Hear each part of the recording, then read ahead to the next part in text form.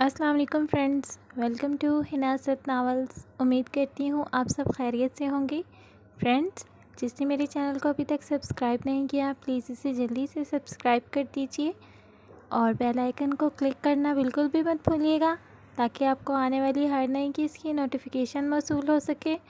تو آئیے بنا وقت ضائع کیے چلتے ہیں آج کی قسط کی جانب۔ ناول جان من، قسط نمبر 37۔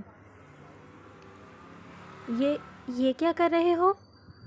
اس کے خطرناک ارادے دیکھ کر اس سے پہلے کہ وہ بستر سے اتر کر کمرے سے باہر بھاگتی، آصف خان نے ایک ہی جست میں اس کے نازک مومی کلائی کو تھام کر اسے جانے سے روکنے کے لیے اپنی جانب کھینچ لیا تو وہ کسی ٹوٹی ہوئی ڈال کی مانند اس کے سینے سے آن لگی۔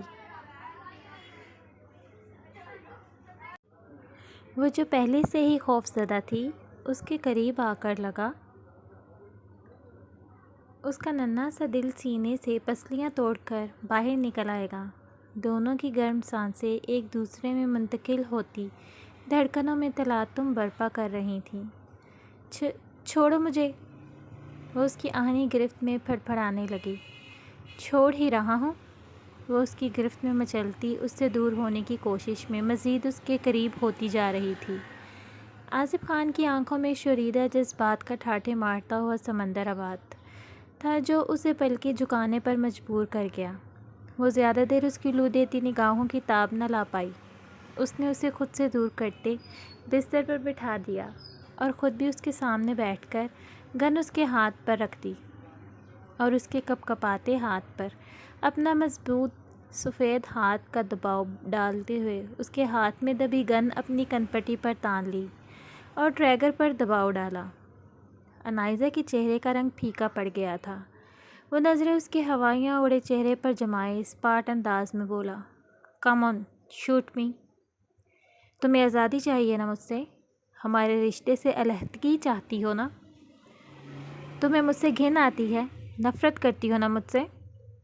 میں نے کہا تھا نا اگر آصف خان میں سے انائزہ کو نکال دیا جائے تو آصف خان ایک زندہ لاش کے سوا کچھ نہیں رہنا مجھے ایک زندہ لاش بن کر۔ لو اپنے ہاتھوں سے خود کو آزاد کر لو، میری موت کے بعد تم آزاد ہو۔ اس نے انائزہ کے کپ کپاتے ہوئے ہاتھ پر دباؤ بڑھا کر ٹریگر دبا دیا۔ صرف پل بھر کا کھیل تھا۔ انائزہ نے آصف خان کا ہاتھ پوری قوت سے جھٹکا۔ گولی ڈریسر کا شیشہ چکنا چور کرتی چلی۔ انائزہ کی دلدوز چیخ نکلی تھی۔ اس نے دونوں ہاتھوں کو کانوں پر رکھا تھا اور خوف سے آنکھیں میچ لیں۔ شیشے کے بے شمار ٹکڑے اڑتے ہوئے پورے کمرے میں بکھر چکے تھے۔ ایک پل کی بھی دیری یا چوک ہوتی تو وہ گولی آصف خان کے دماغ کے آر پار ہو چکی ہوتی۔ آصف خان نے ڈر کے باعث بری طرح لرزتی ہوئی انائزہ کو دیکھ رہا تھا۔ جانم، جیسے ہی اس نے انائزہ کے شانے پر ہاتھ رکھنا چاہا تو وہ بے دردی سے اس کا ہاتھ جھٹکتی، اس کے سینے پر مکے برساتی، حلق کے بل چلائی تھی۔ Shut up, just shut up Asif Khan, تم خود کو مار کر کیا ثابت کرنا چاہتے ہو؟ کہ تمہیں مجھ سے محبت ہے؟ سمجھتے کیا ہو تم خود کو؟ تمہیں کیا لگتا ہے تمہارے ایسا کرنے سے میں یقین کر لوں گی کہ تمہیں مجھ سے محبت ہے؟ تمہیں مجھ سے نہیں، خود سے پیار ہے۔ تم چاہتے ہو سب کچھ تمہاری مرضی سے ہو، پھر چاہے کسی کی زندگی برباد ہی کیوں نہ ہو، تمہیں کوئی پرواہ نہیں۔ کبھی نفرت کی آڑ میں جھوٹی محبت کا ڈرامہ کرتے ہو اور کبھی محبت کو ثابت کرنے کے لیے موت کو گلے لگاتے ہو۔ وہ اندھا دھند اس کے سینے پر مکوں کی برسات کر رہی تھی۔ دوپٹے سے بے نیاز وجود ہچکولوں کی زد میں تھا۔ آصف خان بالکل خاموش اس دشمن جاں کو خود پر برستا دیکھ رہا تھا۔ اس کے ہر وار کو خندہ پیشانی سے برداشت کرتا، اس کے اندر پنپتی ہوئی بھڑاس کو نکالنے کا موقع دے رہا تھا۔ پرنسس، جانم، کام ڈاؤن، ریلیکس یار۔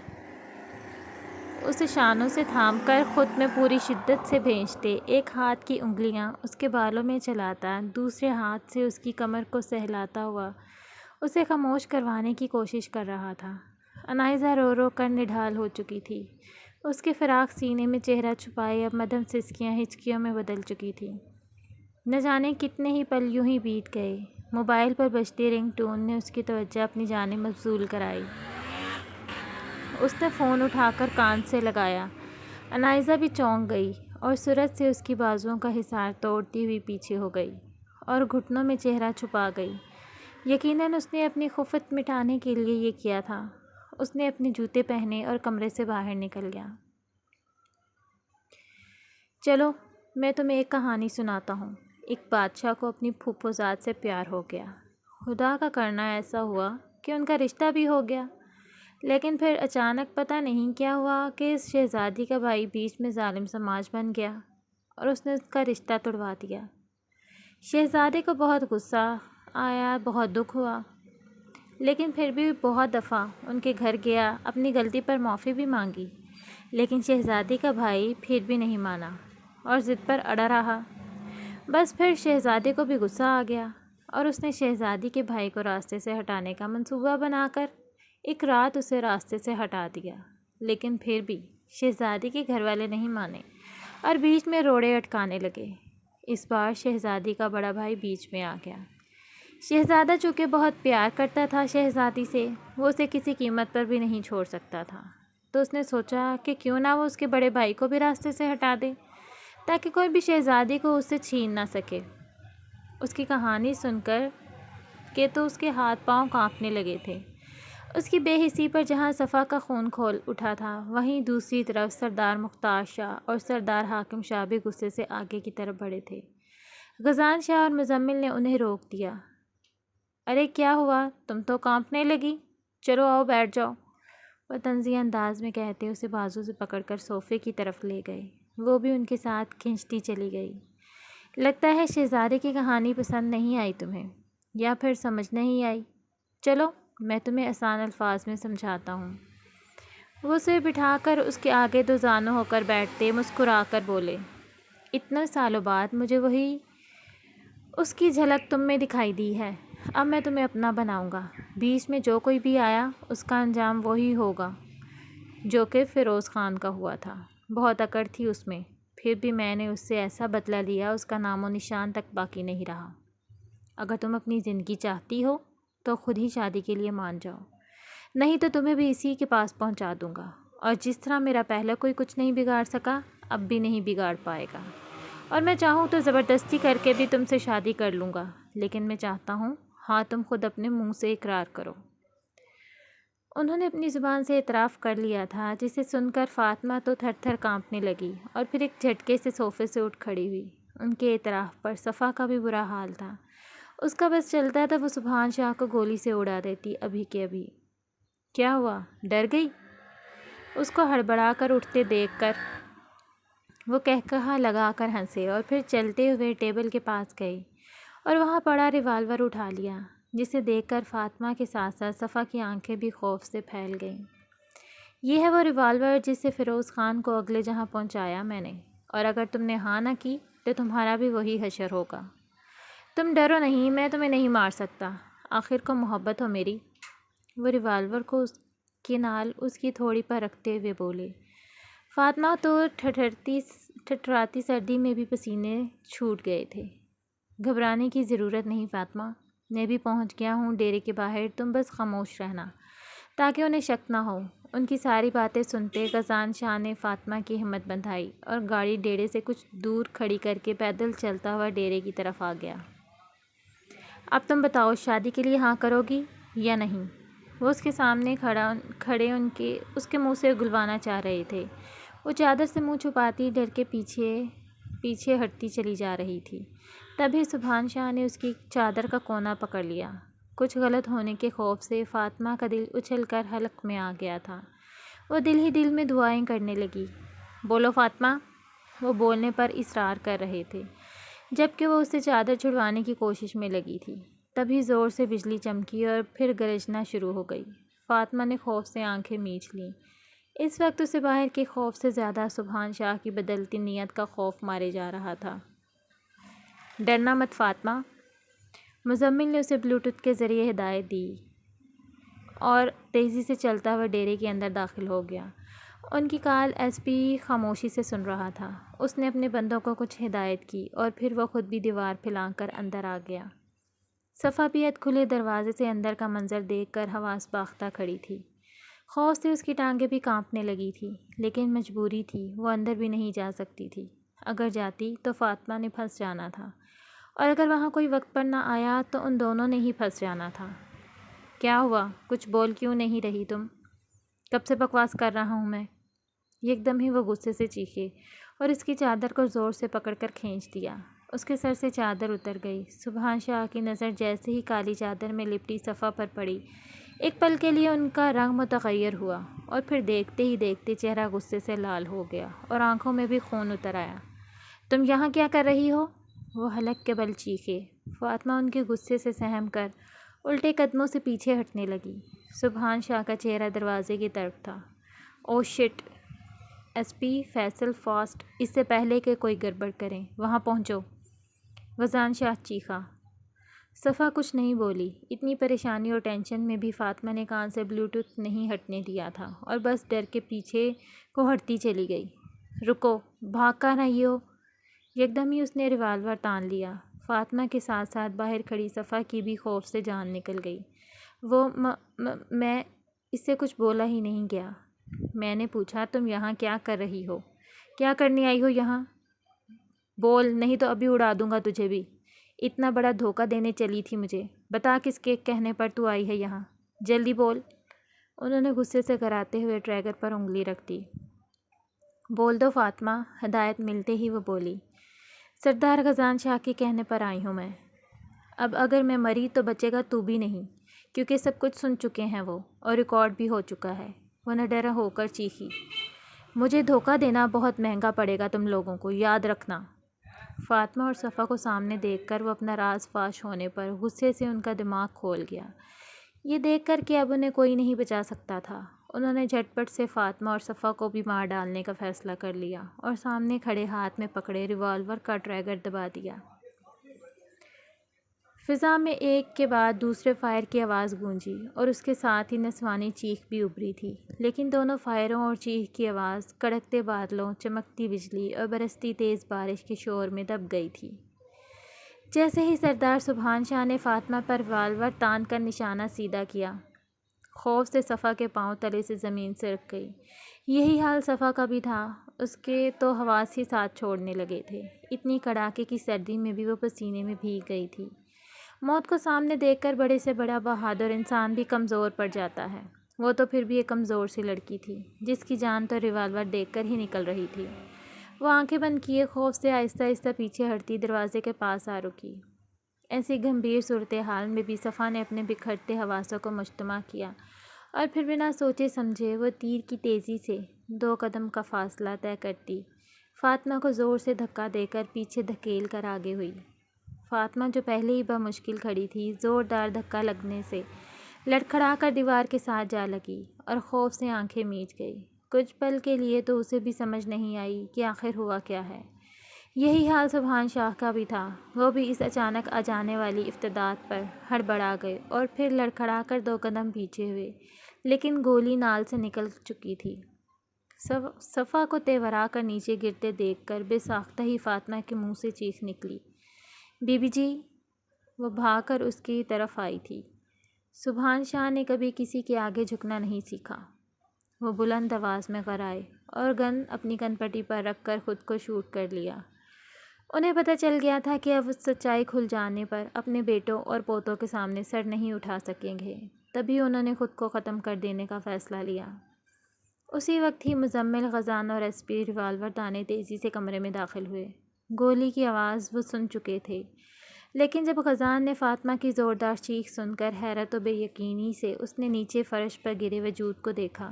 صفا کو خون میں لت پت پڑے دیکھ کر اس کا دماغ گھوم گیا اور آنکھیں بھی شدت غصے سے لال ہو گئیں۔ نیچے فرش پر گری چادر میں لپٹی صفا کی طرف تیزی سے بڑھا۔ صفا! اس کے پاس دوسانوں ہو کر بیٹھتے ہی اس نے بےتابی سے پکارا۔ شکر ہے غاز آپ آ گئے۔ وہ نیم بے ہوشی کی حالت میں بڑبڑائی تھی۔ غزان شاہ نے بنا ادھر ادھر دیکھے اس کو باہوں میں بھرا اور تیزی سے باہر نکلا۔ فاطمہ اور مزمل بھی اس کے ساتھ ہی باہر آئے۔ تب تک باقی کانسٹیبل بھی اندر آ چکے تھے۔ ایس پی فیصل نے سیل نکال کر کال ملائی۔ ہیلو سر، بری خبر ہے۔ سردار سبحان شاہ نے ہمارے وہاں پہنچنے سے پہلے ہی خودکشی کر لی۔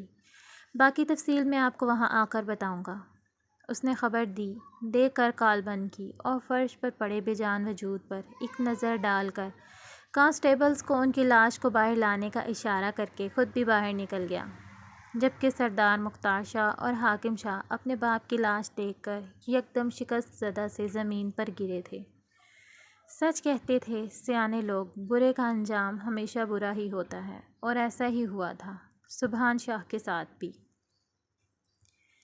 باہر برستی تیز بارش کے باعث اور صفا کی تکلیف کو دیکھتے ہوئے اسے کچھ سجھائی نہیں دے رہا تھا، بس پھر وہ اپنی بدحواسی میں اسے گاؤں کے ہسپتال میں ہی لے آیا، جہاں ڈیوٹی پر ڈاکٹرز موجود تھے۔ وہ اسے فوراً ہی ایمرجنسی میں لے گئے اور اب اندر اس کا ٹریٹمنٹ چل رہا تھا، جبکہ باہر یک بستہ کوریڈور میں ادھر ادھر ٹہلتے ہوئے وہ خود سے بے نیاز بے چینی سے ڈاکٹر کے باہر آنے کا انتظار کر رہا تھا، لیکن ساتھ ہی اس کے ذہن میں یہی بات گردش کر رہی تھی کہ آخر صفا وہاں پہنچی کیسے؟ اسے سارے پلان کا تو صرف چند لوگوں کو ہی پتہ تھا، پھر یہ سب ہوا کیسے؟ سوچ کر وہ تھک گیا، درد سے اس کا سر پھٹنے والا ہو گیا، لیکن پھر بھی کوئی سرا اس کے ہاتھ نہیں آیا۔ اس سے کچھ فاصلے پر بنے بینچ پر بیٹھی فاطمہ سر جھکائے روئی جا رہی تھی اور ساتھ ہی ساتھ صفا کی صحت یابی کے لیے دعائیں بھی کر رہی تھی۔ اس کے لبوں پر سارے واقعے کا ابھی تک کسی کو بھی علم نہیں تھا اور نہ ہی وہ کسی کو پتہ لگنے دینا چاہتا تھا۔ ایس پی بھی سردار سبحان شاہ کی ڈیڈ باڈی لے کر ہسپتال پہنچ گیا تھا اور اب ان کا پوسٹ مارٹم ہو رہا تھا۔ اس نے تو خواب میں بھی نہیں سوچا تھا کہ اس کے دادا جان، اس کے جان سے بھی پیارے دادا سائیں کبھی اتنی گھناؤنی حرکت کریں گے، لیکن جب اسے ثبوت ملے تب تو اس کا بھی خون کھول گیا تھا، اور پھر آج وہ اپنے انجام کو پہنچ ہی گئے۔ اتنا ٹائم گزر گیا تھا اسے وہاں بے چینی سے ٹہلتے ہوئے، ابھی تک ڈاکٹرز میں سے کوئی باہر نہیں آیا۔ اس کی پریشانی و بے چینی مزید بڑھ گئی، لیکن پھر بھی وہ خود سے لاپرواہ بنا کوریڈور کے کوئی 100 چکر لگا چکا تھا۔ بڑھتی سردی سے اس کے ہاتھ پاؤں شل ہو گئے تھے، کپڑوں پر لگے جا بجا خون کے نشانات بھی اب جم چکے تھے، لیکن پھر بھی اس کی نظریں ایمرجنسی روم کی طرف ہی تھیں۔ آخر کار اس کا انتظار ختم ہوا۔ 3 بجے کا وقت تھا جب ڈاکٹر باہر آیا۔ وہ جلدی سے بھاگ کر اس کی طرف گیا۔ صفا کیسی ہے؟ ڈونٹ وری سردار سائیں، پیشنٹ اب خطرے سے باہر ہے۔ گولی پیشنٹ کے بازو کو صرف چھو کر گزری ہے، لیکن پھر بھی ان کا خون بہت زیادہ بہہ گیا ہے۔ دوسرا یہ کہ وہ گولی لگنے کے خوف سے بے ہوش ہو گئی تھیں، اور آپ جانتے ہوں گے خوف سے تو انسان کی موت سے پہلے ہی موت واقع ہو جاتی ہے۔ بس اسی وجہ سے کافی وقت لگا ہمیں اس کیس کو ہینڈل کرنے میں۔ ڈاکٹر نے اسے تفصیل سے آگاہ کیا۔ ڈاکٹر، کیا میں صفا سے مل سکتا ہوں؟ اس نے دل ہی دل میں شکر کرتے ہوئے پوچھا۔ ابھی پیشنٹ ہوش میں نہیں ہے، آپ کے ملنے کا کوئی فائدہ نہیں ہوگا، اس نے بتایا، لیکن میں اسے دیکھنا چاہتا ہوں۔ اس کی بے قراری کو دیکھ کر ڈاکٹر کو اچنبھا ہوا۔ وہ ابھی نیا آیا تھا تو اسے نہیں پتہ تھا کہ غزان شاہ شادی شدہ تھا۔ پیشنٹ آپ کی مسز ہیں وہ میری، اس نے بات کاٹ کر تیزی سے بتایا۔ وہ بہت بےتاب تھا صفا کو دیکھنے اور ملنے کے لیے۔ سردار سائیں، پریشان ہونے کی ضرورت نہیں، وہ اب خطرے سے باہر ہے۔ ہم نے ٹریٹمنٹ کر دیا ہے، لیکن ان کو 1-2 دن ہسپتال میں ہی رہنا پڑے گا، زخم کی وجہ سے۔ کسی وقت بھی انہیں ڈاکٹر کی ضرورت پڑ سکتی ہے۔ لیکن ڈاکٹر، میں صفا کو یہاں نہیں رکھ سکتا، میری مجبوری تھی اسے یہاں لانا، کیونکہ اس کی حالت بہت زیادہ خراب تھی اور باہر موسم بھی ٹھیک نہیں تھا، اسی لیے شہر میں جانے میں وقت لگنا تھا اور میں کوئی رسک نہیں لینا چاہتا تھا، مگر اب یہاں بھی نہیں رکھ سکتا۔ آئی ہوپ آپ سمجھ گئے ہوں گے میری بات۔ تو پھر آپ انہیں گھر ہی لے جائیں، ڈاکٹر نے مشورہ دیا۔ ڈاکٹر، آپ کسی نرس کو میرے ساتھ حویلی بھیج دیں اس کی دیکھ بھال کے لیے، جب تک صفا کو ہوش نہیں آ جاتا، اس نے کچھ سوچتے ہوئے کہا۔ ٹھیک ہے۔ ڈاکٹر کے اس بات میں سر ہلاتے وہ بھی ان کے ساتھ ہی ایمرجنسی میں آ گیا، جہاں صفا ہوش و خرد سے بےگانہ پڑی تھی۔ اس کے کندھے پر پٹی بندھی تھی، گالوں پر آنسوؤں کے مٹے مٹے نشان، زردی مائل چہرہ، پنکھڑی زدہ ہونٹ۔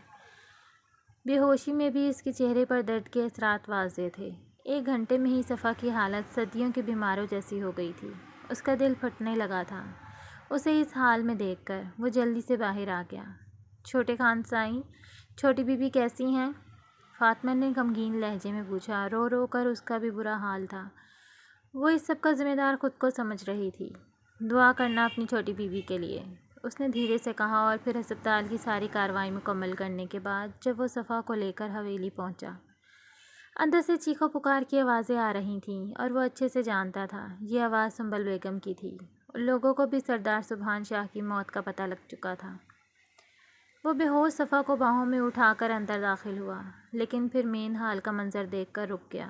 سامنے ہی صوفے پر حاکم شاہ اور مختار شاہ سر جھکائے افسردہ سے بیٹھے تھے۔ دوسری طرف سنبل بیگم بڑے زور و شور سے رونے میں مصروف تھیں۔ بی جان بھی انہیں چپ کروانے کے ساتھ ساتھ خود بھی رو رہی تھیں۔ ان کے ساتھ ہی من بھی بت بنی کھڑی تھی۔ سب کی نظروں میں ہی حیرت و بے یقینی تھی اور بہت سے سوال بھی۔ کیا ہوا؟ اس نے بلند آواز میں پوچھا۔ حالانکہ وہ سب کچھ بہت اچھے سے جانتا تھا، پھر بھی وہ پوچھ رہا تھا۔ سب نے چونک کر اسے دیکھا اور پھر صفا کو اس کی باہوں میں اس وقت دیکھ کر سب ششدر رہ گئے تھے۔ غزان، کہاں سے آ رہے ہو؟ اور یہ سب کیا ہے؟ انہوں نے صفا کی طرف اشارہ کیا۔ سنبل بیگم اٹھ کر اس کی جانب آئیں۔ اماں بھی اور ساریہ بیگم نے وہیں بیٹھے بیٹھے ہی اسے دیکھا۔ اس حالت میں بھی صفا کو دیکھ کر اماں بھی کا دل پریشان ہو گیا۔ اب وہ بھی غزان شاہ کے جواب کی منتظر تھیں۔ گولی لگی ہے صفا کو، ہسپتال سے آ رہا ہوں میں، اس نے مختصراً جواب دیا۔ اماں بھی کا ہاتھ بھی دل پر جا پڑا۔ ایک طرف سردار سبحان شاہ اپنی شوہر کی موت کا دکھ، تو دوسری طرف صفا کی یہ حالت۔ وہ چکراہ کر رہ گئی تھیں۔ انہیں تو کچھ سمجھ نہیں آ رہا تھا، لیکن سنبل بیگم اور ساریہ بیگم بہت کچھ سمجھ چکی تھیں۔ ان دونوں بہنوں نے ایک دوسرے کو دیکھا۔ لیکن کیسے؟ آدھی رات کو کہاں تھی یہ لڑکی اور کیا گل کھلایا اس نے جو نوبت گولی لگنے تک پہنچ گئی؟ سنبل بیگم نے نفرت بھری نظر اس کے بازو میں اٹھائی گئی صفا پر ڈال کر نخوت سے سر جھٹکتے ہوئے کہا، لیکن اس کا پارا چڑھ گیا۔ بس اماں سائیں، بہت ہو گیا، اب میں اپنی بیوی کے خلاف ایک لفظ بھی نہیں سنوں گا۔ اور ایک اور بات، آپ بھی صفا کے بارے میں اتنی بری باتیں نہ کیا کریں، یہ نہ ہو کہ کل آپ کو بھی اپنے کہے الفاظ پر پچھتانا پڑے اور پھر صفا سے معافی مانگنے کے لیے آپ کے پاس الفاظ ہی نہ بچیں۔ وہ غصے سے کہتا ایک نظر وہاں موجود افراد پر ڈال کر اپنے کمرے کی طرف بڑھ گیا۔ اس کے پیچھے ہی نرس اور فاطمہ بھی جانے لگیں۔ جب سنبل بیگم نے فاطمہ کو روکا، رکو فاطمہ۔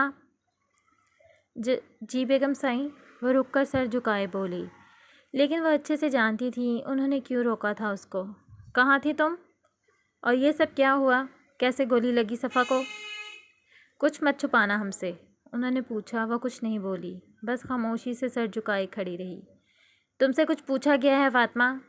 اب کہ سنبل بیگم کی روب در آواز گونجی، اس نے ڈر کر انہیں دیکھا۔ وہ پتہ، مجھ سے جھوٹ مت بولو، یکدم ہی وہ غصے سے دھاڑی۔ فاطمہ تو خوف سے کانپنے لگی تھی۔ ڈیئر ریڈرز، کیسی لگی آپ کو آج کی کیس؟ کمنٹ سیکشن میں اپنی رائے سے ضرور نوازیے گا۔ اور ابھی پوری سٹوری نہیں کھلی کہ کیا ماضی تھا، کیا ہوا تھا، تھوڑا بہت سا ابھی پتہ چلا ہے۔ ابھی آگے جا کر جس سے یہ سٹوری اٹیچ کرتی ہے، مطلب جیسے اب یہ اس میں آئے گا آصف خان کا حصہ۔ آصف خان ساری پچھلی سٹوری اچھے سے جانتا ہے، تو آصف خان ساری سٹوری سنائے گا آگے آ کر۔ تو وہ جاننے کے لیے ماضی میں کیا ہوا تھا، اگلی قسط کا انتظار کریے۔ انشاءاللہ جلدی ہی ملتے ہیں نیکسٹ قسط کے ساتھ۔ اپنا بہت سا خیال رکھیے گا۔ اللہ حافظ۔